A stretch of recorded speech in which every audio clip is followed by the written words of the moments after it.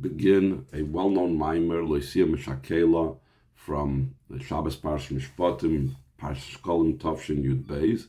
This is a mimer that is very, the Rebbe was crying by the saying of this mimer. There was like a few very strong mamorim that the Rebbe said in that year, Basilagani Tavshin Yud Beis, Shabbos Parshas Ve'ero, which was also, the Rebbe was very emotional at, and also this mimer.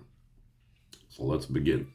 There should not be a woman that loses her children, and a barren woman in your land. I will fill the numbers of your days. In the words, there is lo yiyah. There's two explanations. Lashon tzivui, it's in a way of a command. V'lashon haftacha, it's a way of a promise. In other words, make sure there should not be a Mishakela v'akar b'artzecha, or it's Hashem is promising us, like the simple pshat is, that there won't be a Mishakela v'akar b'artzecha. So, K'moikim Masha Omer Loisia. Mishakela v'akar goyim, there's a base perushim, the same thing where it says Loisia. There's also the two explanations. Lashon tzivui, from the expression of command, as tornit zankim mishkela v'akara. You're not allowed to have someone that loses her children or a barren woman. V'lashon haftacha, it's a promise. As v'nit zankim mishkela v'akara, it won't be someone that is a mishkela v'akara. This refers to what it says right beforehand, that it speaks about what brings that about. When you serve Havaya, your God, He will bless your bread and your waters. I will remove any illness from amongst you. Concerning this, says afterwards, in continuation to that, there will not or should not be, etc. The Mechlolas in general, these psukim who haftacha ala gimel and yana the banachayim mazoyne revicha. They are a promise for the three things of children, life, and comfortable parnasa, comfortable sustenance. That He will bench your bread and your waters. Who haftacha ala mazoyne revicha. That's a promise on comfortable sustenance, on making a living comfortably. I will remove any illnesses from amongst you, and the numbers of your days I will fill. Is a promise for life, health, life. There should not be a woman who loses her children, or a barren woman in your land. Who in Bon is the idea of the bracha of children. And each one of these categories, he adds an expression of a bracha that should be all of these in a successful manner, in a great amount, much more than like normal. That's where it says they will bench your bread and your waters. The idea of your bread and your waters is comfortable sustenance. For this, concerning this, he adds the words, and he will give a bracha. So it doesn't just say you will have bread and water, but you will have bracha in it. Bracha means that there will be a lot of it, a lot of parnasa. So too concerning life, it says I will remove any illness from amongst you. That's like a basic level. Then he adds, showing that it's more than just a base level. He adds, I will fill the number of your days, meaning making your life in above and beyond. So too concerning children, where it says you should not have a woman that loses her children, or a barren woman in your land. He adds, not only won't there be a barren woman, but also there won't be a woman that's a mishakela. What's the idea of mishakela mean? Yaakov Avinu, even though he was already old, when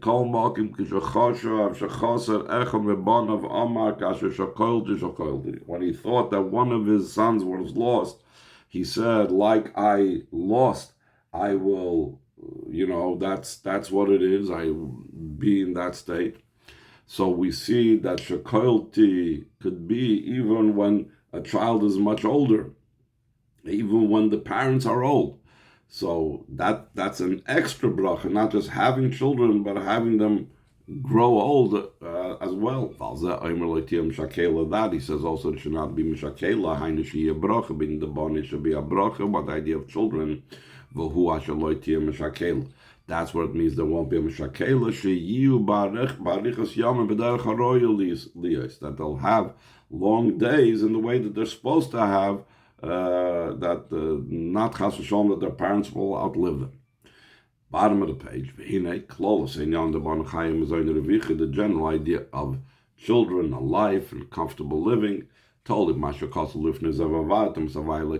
dependent upon what it says beforehand, that you will serve like we said before. It's a conditional thing. It will be that you will serve Havai, your God, then he will blanch, etc., etc., all the brachas that he says in those following psukim. So the Rebbe asks, seemingly, there's a well-known Maimer Chazal that seems to indicate that these three things that we're talking about are not dependent upon our avodah. The Avsham Chazal, though the Chazal said, Bon Chaim Mazoinullah, Vischus Talia Milsa, Elvin Mazel Talia Milsa, top of page 165, when it comes to children, life, and comfortable sustenance, making comfortable living, it's not dependent on merits. In other words, it doesn't seemingly matter what I do, but it's depend on the person's mazel. A person has a good mazel, they have this. They don't have a good mazel, they don't have it. So what does that mean? The mazel, the way Chassidus explains the level of mazel, it's such a level that the idea of merit does not reach and does not touch it. Still in all, it's also dependent on the idea of service, like it says in the pasuk, as we will explain what that means, that even the level of mazel is dependent upon avodah. So now one of the classic themes that the Rebbe is going to explore in this mimer is the concept of avodah b'chlal. How could it be that our avodah should impact anything when it comes to Hashem? Second line from the top, love and close. In your avodah, we need to understand the general idea of service of Hashem that we talk about in the pasuk in our parsha of Avadim. Down here below, moving in your avodah, it's understood the idea of the service of a servant to his master. Though the master is a master, he's a true master. So therefore, he is really higher than a servant, and there is seemingly a great distance between them. There's still something that the master is lacking. And for this is why there is the need for the service of the servant. When the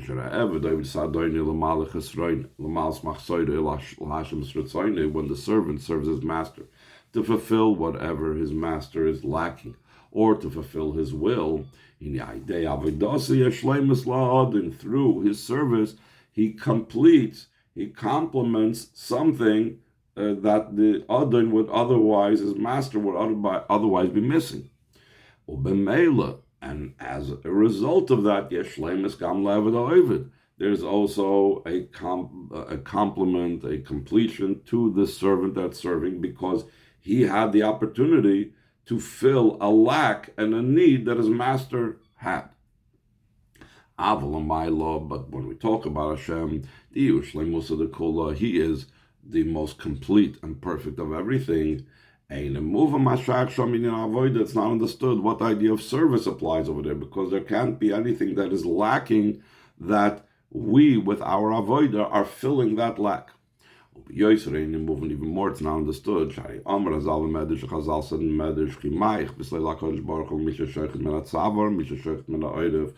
does it make a difference to Hashem for someone that slaughters an animal, when he does it from the neck, from the throat, or he does it from the neck? Al Pidin, to be able to have a kosher shechita, you must cut the throat, you need to cut the two simonim, etc.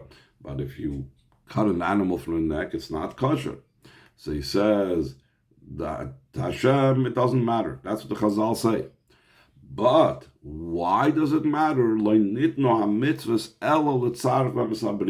mitzvahs were only given to refine the creations. In other words, this is not something that Hashem is lacking. Like we said before, Hashem is perfect. There's nothing that Hashem lacks. Rather, this is something that the creations need for their refinement. The Mezem move on from this understood the entire idea of mitzvahs is to refine the creations, the Yidden. But it's not that the actual mitzvah matters to Hashem. So we find many different psukim that the general idea of fulfilling mitzvahs, that's not something that matters to Hashem, like it says in if you sinned, what did you affect in him? If you did many bad things, what do you do to him? If you did tzedakah, righteousness, what have you given him? So all of these things are indications how they Hashems and Negel. All of this is indicating that this doesn't matter above by Hashem. If so, coming back to the pasuk in our parsha, Vim Kain, if so, in a movement it's not understood, we now avoid. What's the idea of service? That the idea of service is predicated on something that we are accomplishing from our master. And it makes no sense. There is seemingly no service. That says you shall serve Havai your God. And in general, it's not understood, not just from our parsha, that we need to understand specifically the pasuk in our parsha, but in general. That we find contradictions in the word of Chazal. Sometimes it's brought down, what does it bother him? What difference does it make to the Eibishter whether we do, like we said before, we shecht from the neck or we shecht from the throat? Well, sometimes it's brought down to pasuk. And now let the power of Adnai, the power of that name, increase. And what does it say about that? Through fulfilling of Torah mitzvahs, Nasa Hagdola b'Shem Adnai becomes an increase and a growth in the name of Adnai. So therefore, we see again how our avodah does impact that Hashem's name becomes increased through our avodah, and also the flip side of it. The Rebbe is always bringing both the positive and the negative. Beforehand, he brought the pasuk. It's in the negative, doesn't affect him. If you give tzedakah, what have you given him? That's in the positive. And here we see in the positive, that through the Torah mitzvah that we do causes a growth in Shem Adnai. And also the opposite, similarly we find through a lack of avodah nasa heder becomes chas v'sholem, metaphorically speaking, a lack above. Like it's brought down the medrash in the pasuk, the rock that has birthed you, in other words Hashem, you have weakened. When Yidden are not fulfilling the will of Hashem, meaning Hainu Heder Kiyama Torah mitzvahs, when they are lacking in the fulfillment of Torah mitzvahs, metaphorically speaking, they weaken, that's the word Teshri, they weaken the power of above, the great power of above. So we find other Mamar Chazal that the avodah down here below does matter. And so that is the question that he's going to try to resolve over here in the Maimer, how both of them are true, what does matter above and what doesn't matter above.